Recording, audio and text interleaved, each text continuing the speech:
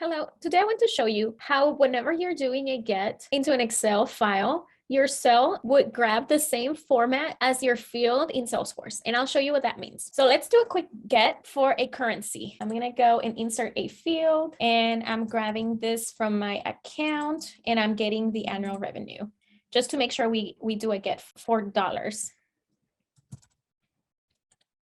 So now I have selected annual revenue. And if we go to cell format, we see that automatically is formatting my cell to be currency and US dollars. So basically it's grabbing the format from that specific field coming from Salesforce. We just click apply, insert field, go to preview. And here on the filter, I'm doing a condition that it brings all the annual revenues of accounts in New York. So let's save and let's preview. Let's just make it wide enough. And there we go. So this is a really cool feature where Excel will automatically grab the format that you have on that field coming from Salesforce.